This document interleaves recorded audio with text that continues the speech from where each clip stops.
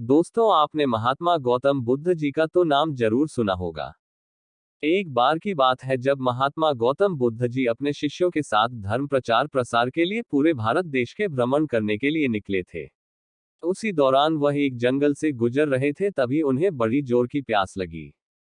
उन्होंने अपने एक शिष्य से कहा कि हे शिष्य, जाओ और मेरे लिए पानी की कोई व्यवस्था करो। उनका वह शिष्य तुरंत ही निकल पड़ा पानी की खोज में। पानी की तलाश में कुछ दूर निकल जाने पर उसे एक नदी दिखाई दी। लेकिन उस शिष्य ने देखा कि नदी में बहुत से लोग नहा रहे थे। नदी में कुछ लोग पशुओं को धो रहे थे। नदी में कुछ औरतें कपड़े धो रही थी। कुछ लोग बर्तन धो रहे थे। अर्थात वह नदी का पानी बहुत ही ज्यादा गंदा दिखाई दे रहा था।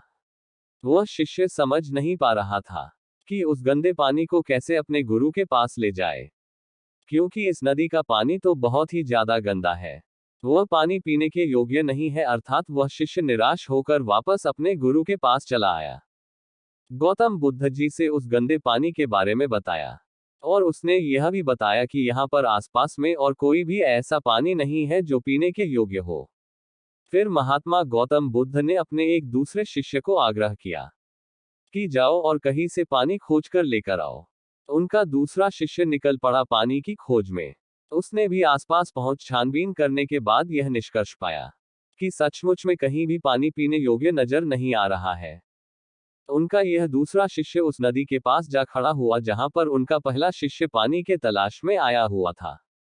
उसने भी सचमुच में वही नजारा देखा जो उसके पहले साथी शिष्य ने देखा था, कि पानी वहां का सचमुच में बहुत ज्यादा गंदा है।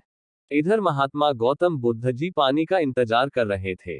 तभी उन्हें यह दिखाई पड़ा कि उनका दूसरा शिष्य पानी लेकर आ रहा है। पास आने के बाद महात्मा गौतम बुद्ध जी ने उससे पूछा कि तुमने यह पानी कहां से लाया? आसपास तो कहीं साफ पानी था ही नहीं। फिर तुम यह साफ पानी कहां से लेकर आ रहे हो? तो उनके दूसरे इस शिष्य ने यह जवाब दिया कि गुरुदेव, मैं यह पानी उसी नदी से लेकर आ रहा हूं। सभी लोग बड़े ही आश्चर्यचकित हो गए कि यह कैसे हो सकता है। पहले शिष्य ने तो यह बताया था कि उस नदी का पानी बहुत गंदा है।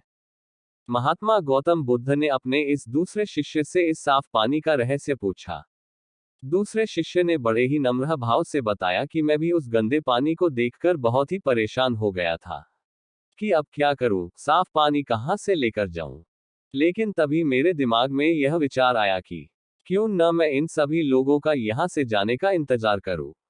अर्थात जैसे ही वह लोग यहां से चले जाएंगे, नदी का पानी इस्तेमाल नहीं होगा तो धीरे धीरे शांत हो जाएगा, और गंदे पानी के अंदर के सारे मिट्टी स्थिर होने के बाद नदी के जमीन के तल पर बैठ जाएगा, और ऊपर का सारा पानी साफ हो जाएगा। और अंततः यही मैंने किया, उन लोगों का जाने का इंतजार किया।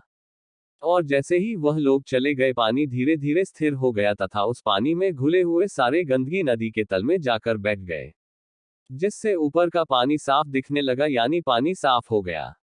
और मैं वही साफ पानी लेकर आपके पास आया हूं गुरुदेव। महात्मा गौतम बुद्ध जी अपने दूसरे शिष्य की इस बात को सुनकर बड़े प्रसन्न हुए और उस पानी को पीकर अपनी प्यास को बुझाया, तथा साथ ही साथ बाकी के शिष्य को यह संदेश भी दिए कि सब्र का फल मीठा होता है। अर्थात इसी तरह से अगर हम कोई भी कार्य करते हैं तो उस कार्य में तरह तरह की समस्याएं आएंगी, तरह तरह की परेशानियां आएंगे, लेकिन हमें उन परेशानियों का सब्र के साथ सामना करना चाहिए।